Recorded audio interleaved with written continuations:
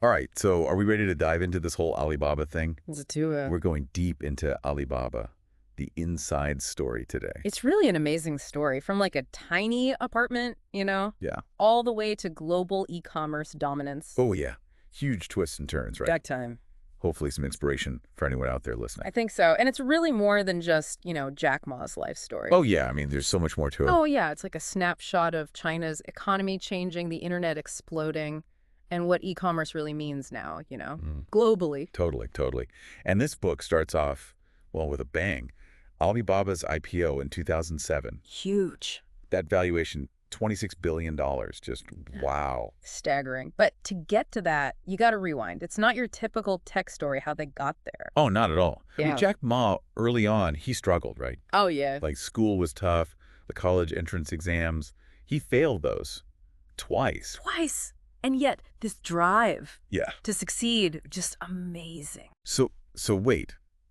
Failing those exams twice, that's got to be crushing. How did he bounce back? Well, the book gets into this. He loved martial arts novels, Outlaws of the Marsh especially. Those stories, it's like they hammered in values. Loyalty, brotherhood, fighting for the right thing. And that's the core of how he led, how Alibaba became its own culture. Oh, it's not the fighting itself, it's what's underneath, yeah. Resilience, the teamwork, Yeah, never giving up. exactly. And you see that over and over with Ma, even getting into Hangzhou Normal University. Not exactly how most people do it. How so? He memorized math formulas. What? Like they were poems just to get through the exam. That is amazing. Talk about out-of-the-box thinking. Who does that? Jack Ma, apparently. Always got to find a way around the obstacle. Then the rules a little. Which, it seems to work pretty well for him, getting into business and all that. But before Alibaba, there's other stuff he's trying, right? All right. Oh, yeah. After graduation, teaching English didn't even have the formal training for it. Then there's this translation company, Haibo. Always hustling, always looking for the angle. And then things get really wild. All right, lay it on me. What happens? It's like a movie, seriously.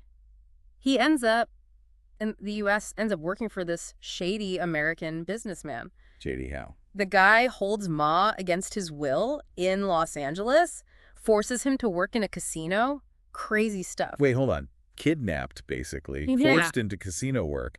That's nuts. How does he get out of that? Mott escapes, makes his way to Seattle, and in 1995, that's where he sees the internet for the first time. Love at first sight. Instant obsession, basically. He gets it right away, the potential, especially for Chinese businesses, connecting them to the whole world. Yeah, this is early days for the internet still, so he's ahead of the curve. Big time. So he's back in China, totally fired up, ready to revolutionize everything right. But I'm guessing not everyone shared his enthusiasm. You got it. He tries to get his friends on board with this internet thing. 23 out of 24. They think he's nuts. So basically your classic innovator story. Nobody gets it at first. Totally. But this is Jack Ma, right? Doesn't let that stop him. He launches China Yellow Pages, which, as I understand it, is one of the first internet companies in China. How does he even get that off the ground? What are those early days like? Picture this. The website is, and I quote, ugly as could be. He's dealing with people who don't believe in the internet. The government's breathing down his neck. This is 90s China, remember? And competition's fierce. So obstacle after obstacle. Yeah. How does he break through all that? Well, he hustles, right? Uses his reputation, who knows, to land those early clients. But he also realizes the internet itself needs to be legit in the government's eyes. So how's he going to pull that off? Yeah. Get the government to fund him. Even better, he gets the People's Daily, that's China's biggest state-run paper, to create a website. Now, that is slick. By getting the government's own voice online, it's like he's saying, hey, the internet is here, get used to it, and it's a good thing. Exactly. Total game changer. Puts Ma and the internet on the map in China. But even with China Yellow Pages having some wins, it's not smooth sailing. More setbacks. He ends up leaving the company. So another bump in the road for Jack Ma.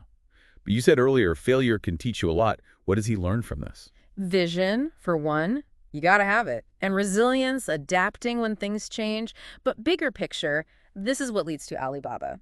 There are these two moments in the book, Satoris, they call them moments of insight, that boom, the idea hits. I love a good aha moment. Yeah. So tell me about those. First one's at the Great Wall. Ma's looking at all this graffiti, right? Scrawled all over these ancient stones.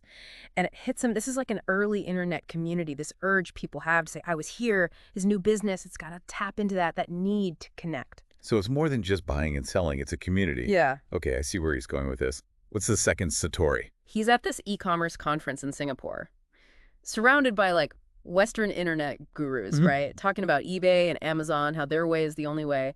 And Ma just stands up and says, nope, Asia needs its own model. I can practically see him doing it, going against the grain, as always. What did he see that everyone else missed? Asian e-commerce, it had to be about small businesses, not just the giants. He saw millions of these small companies all over China, eventually the world, just needing to connect with each other. So you got graffiti leading to one insight, a bold statement in a room full of experts for the other, and Alibaba starts to take shape. And in 1999, they launch officially. Not some fancy office, but a little apartment in Hangzhou. 18 people all chipping in their own money. Mon even says, no borrowing from family or friends. What? That's belief right there. Classic startup story, right? You've got the believers, the impossible dream, working their butts off. Yeah. But they're going to need more than passion to make it work. They're going to need funding to grow. You got it. Early on, they get some funding from Goldman Sachs. But here's where Ma does his thing again. He turns down 38 other investors. What? Why? He wanted more than just their money. He wanted partners, people who get the vision. Bold move, man. Especially when you need the cash. But shows you how much it mattered to him finding the right people. And it pays off big time. Enter Masayoshi Son, this legendary investor from SoftBank. They almost meet by chance, and Ma nearly takes $30 million for a 30% stake in Alibaba. Like that. Wow. That's a huge call to make so fast. It is. But lucky for him, his CFO, Kai Chongson, super level-headed guy, steps in. Hold on, he says, let's negotiate. Good thing he did, huh? Oh, yeah. That negotiation leads to one of the biggest investments ever in internet history. SoftBank ends up putting in $20 million for a 40% stake in Alibaba. Game changer. Totally. So now Alibaba's got SoftBank behind them. They're ready to take on the world, right? Yeah. But I gotta imagine, it's still a wild ride. Tons of competition, copycats popping up. The market's always changing. Oh, yeah. It's a roller coaster. And that's where we pick up next time in part 2 of our deep dive. So make sure you join us then. We're going to unpack how Alibaba tackles those challenges, how they build their empire, and how they end up becoming, well, the e-commerce giant we know today. Welcome back. All right, so we left off with Alibaba scoring that huge investment from SoftBank, right? Yeah, setting them up for, well, everything that comes next. Which it wasn't all easy, was it? Even with the money, I mean, they had to be running into problems as they grew. It wasn't all sunshine and roses, that's for sure. Internal struggles, stuff happening outside the company they got to deal with. But yeah, they're going from this small team to a huge company, people from everywhere. Yeah. Got to have some growing pains. Oh, absolutely. And the book gets into that. Jack Ma, he's got to figure this all out. Brilliant people all around him. Everyone's got opinions. Making decisions gets tough. So how did he handle that? Did he just become the boss and call all the shots?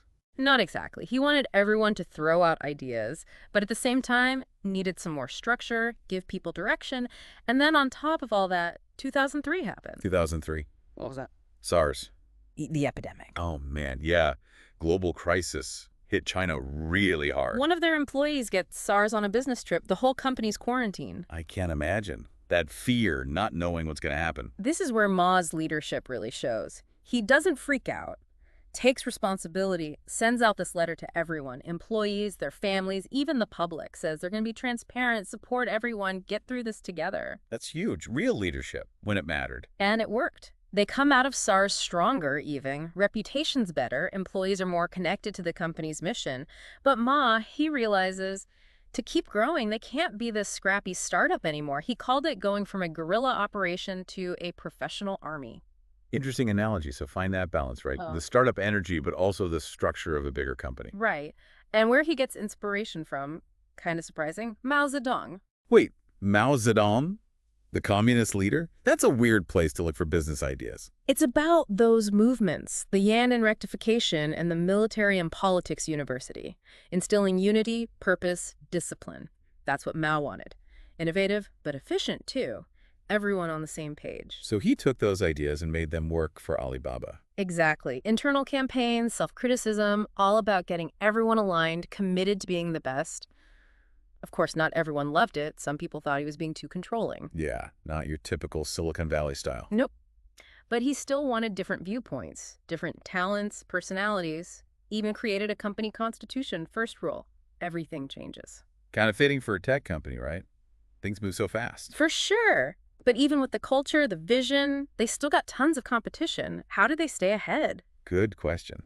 And not just other Chinese companies now, right? They're up against eBay, Amazon, the big guys. Global stage now. And that's a whole other ballgame. Mm. Cultures, regulations, how people shop, way more complex. So how they handled going global? They stuck to what they knew.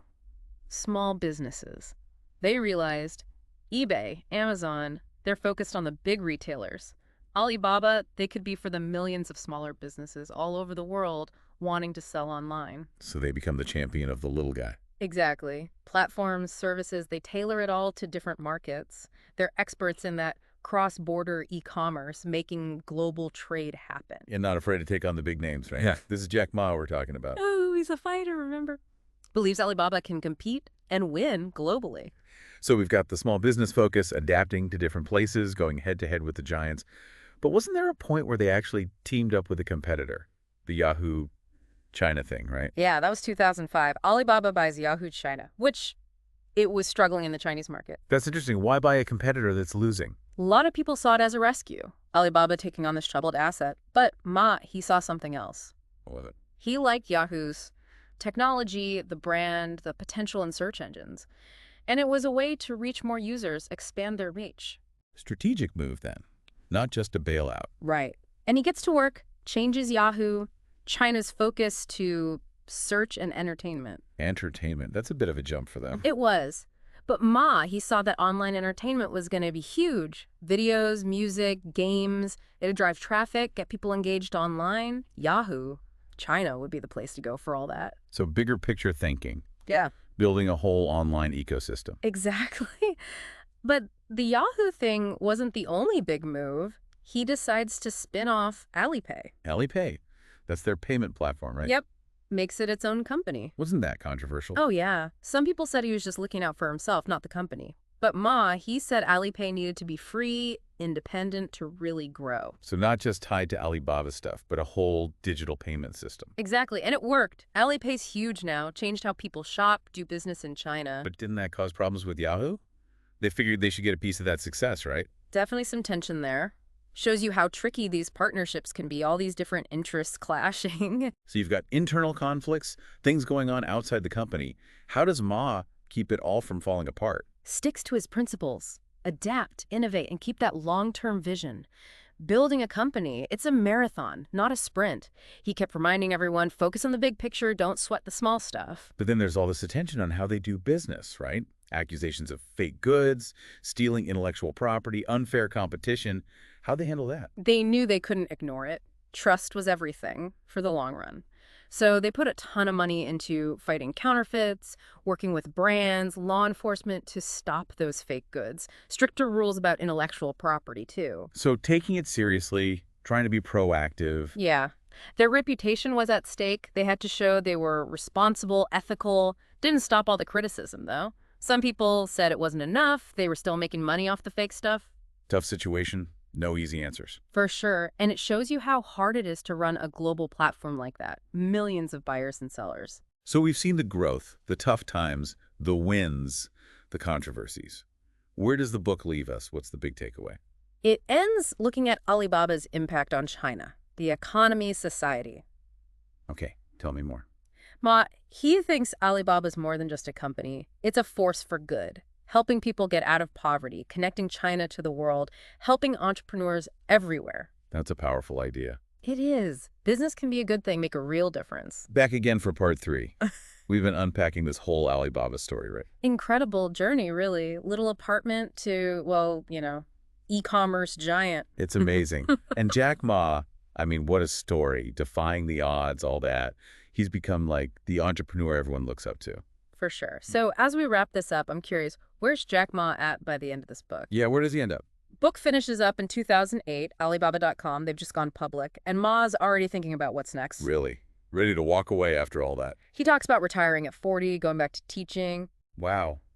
That's wild. You build this massive company, billions of dollars, and you want to go back to the classroom. Says a lot about him, doesn't it? It does. Like, it's not just about the business, right? Right. He sees Alibaba as this platform, helping people, sharing knowledge. Yeah. Makes sense. The whole small business focus, connecting people through e-commerce. Mm, It's all about that. totally. But even thinking about stepping back, he knows there's challenges ahead for Alibaba. Their future, it's tied to China's future. Interesting. So global company, but that Chinese identity is still key, Oh, yeah. He even said Alibaba's China-born and China-run. Makes you think, how do they handle that? Being global, but with those roots? right? Because they've already got people in the West kind of suspicious, right? Transparency, regulations. And those concerns aren't going away. But Alibaba's shown they can adapt. Yeah, like with the counterfeiting stuff, intellectual property, Yeah. they made changes. Big time. And they keep pushing new tech, innovation, cloud computing, AI, all that. Living by that rule, huh? Well, in their company constitution, everything changes. Exactly. Gotta keep evolving, just like the internet does. And that's a big part of this whole story, isn't it? Alibaba. It's not just about e-commerce or tech even. It's about change, challenging how things are done, and never giving up. For sure. So why should people listening care about this? What's the takeaway? Few things, I think. First, great ideas, they can come from anywhere. Jack Ma wasn't some tech genius. He was a teacher with a vision. Who went through a lot to make it happen. Poverty, setbacks, huge companies trying to crush him, but he kept going. Persistence is key, right? Belief in the vision. Totally. And they didn't just copy what everyone else was doing. Thinking differently, that's the second thing. Adapting to the Chinese market, building their own model. That's how they became a leader. And the culture they built, that matters too. Huge. Happy work, teamwork, everyone having a voice. That's part of their success. Culture can make or break a company. Absolutely. So we've seen how Alibaba got here, what they've done. It's impressive. But it makes you wonder, what's next? That's the thing. The book ends in '08, but Alibaba's story keeps going. It's still being written. Exactly. And maybe that's something we can all think about. What's our next chapter? What impossible thing are we going to go after? What impact are we going to make? Maybe we've got our own Satori moments just waiting to happen. So keep learning, stay curious. Maybe someday we'll be doing a deep dive into your story. That's a great thought. Well, thanks for joining us for this Alibaba deep dive. Until next time, keep exploring.